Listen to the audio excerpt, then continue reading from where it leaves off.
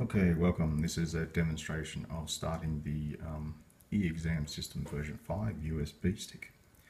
We're using a Dell Windows laptop here. So what we've done here is we'll insert the USB stick into the USB port, and now we'll power on the system. And we're going to use the one-time boot key to intercept the boot. So let's first turn on the power and very quickly start pressing the one-time boot key. And you'll notice on the screen, there we go, preparing one-time boot menu, you're okay. So there we go, we see the screen. Now we just have to select the USB storage device, and in this case it's number 1. It may not be on your machine, but you need to find the item that says USB.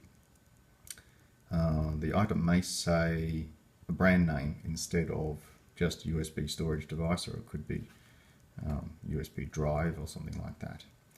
In any case, what you do now is you press the enter key, and what will happen is we'll boot into the e-exam system. You'll see the little icon down there, little keyboard and person icon, and then you may or may not see further messages. I can just see a flashing cursor. In my case, there's one little message that pops up. But certainly once you get to this Ubuntu logo with the little progress cursor underneath, you know you're definitely on your way. So once you see Ubuntu, feel relaxed. E-exam is coming along in due course. So okay, now we're at the desktop, and this version of the e-exam system has been configured for Word document style exams. So what we first need to do in this particular case is the student, as you can see, there's a e-exam starter dialog box there, and you'll need to type in your student ID. So 1, 2, 3, 4, 5, 6, 7, 8. You can use the tab key to move to the next field if you want. So here we go, tab, and let's go Joe Blocks.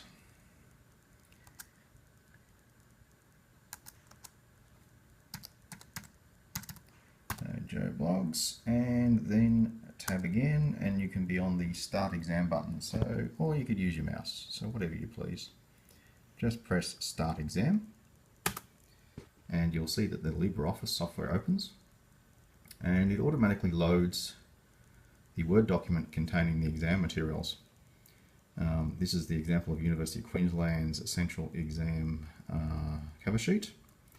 So now what we would expect is the student to fill in the details, so as they normally would with the standard exam cover sheet. So I'll just fill in some things here. And if you use tab key twice, you can actually move to the next field quite easily. Only one seat in my office, unless you bring a chair. Student number.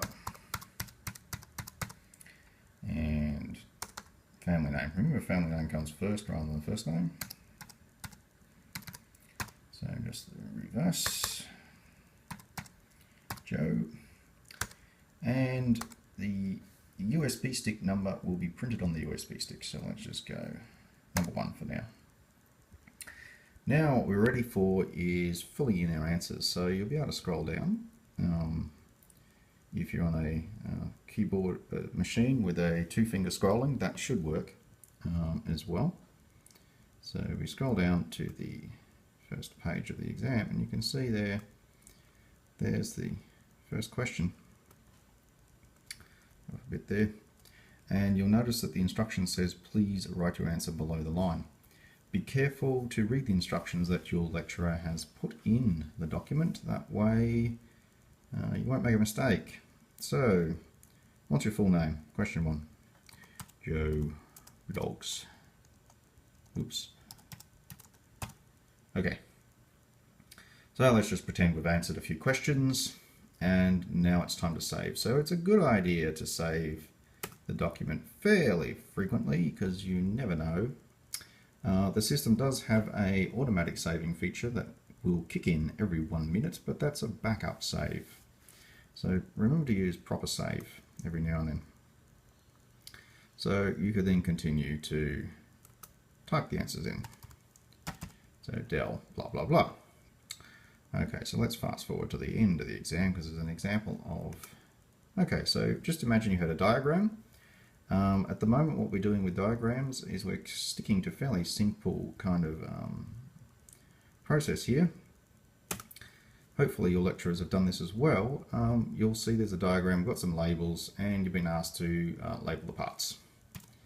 So you'll just type in the relevant rows what you think the labels should be.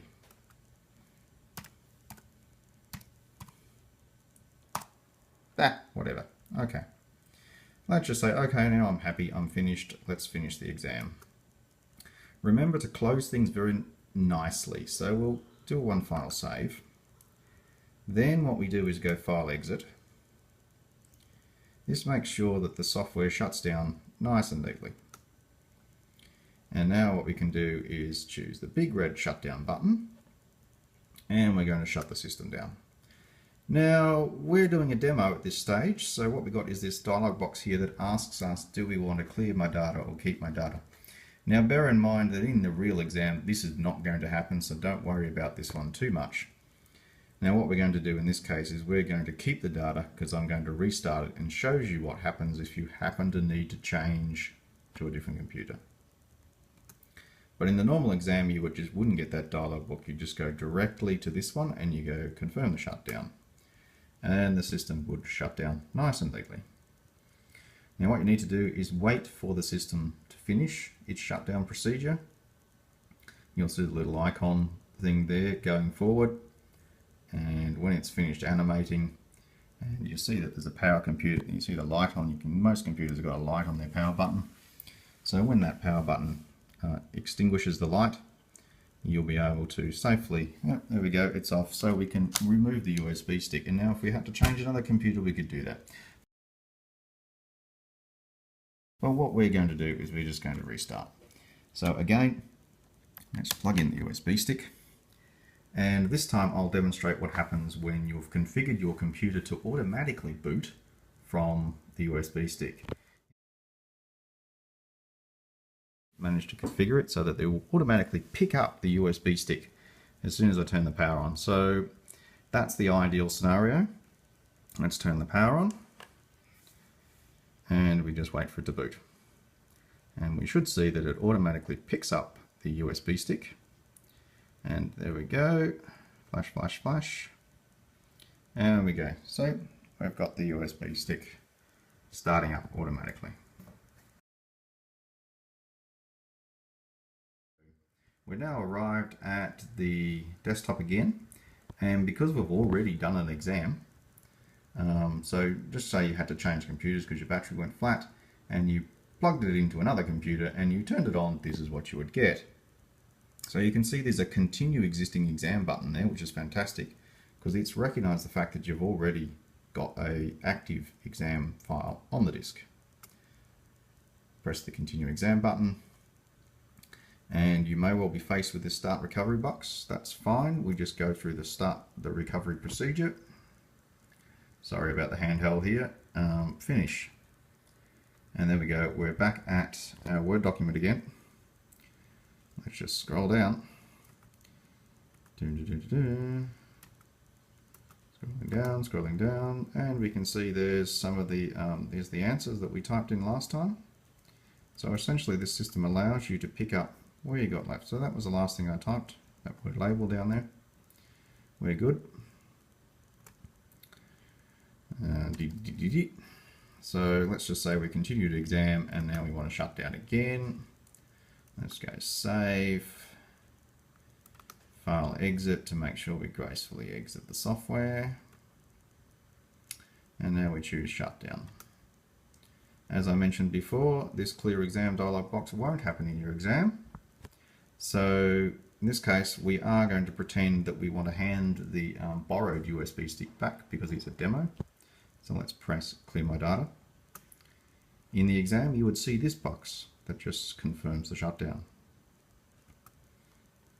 Again, we wait for the animation icon to finish doing its thing so that the system gracefully shuts down.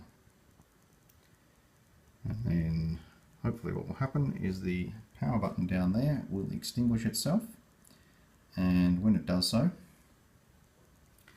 we'll be able to pull out the USB stick. There we go, power's off and we're done. We can remove the USB stick and say thank you to the exam supervisor because they've been very patient with us. Bye bye.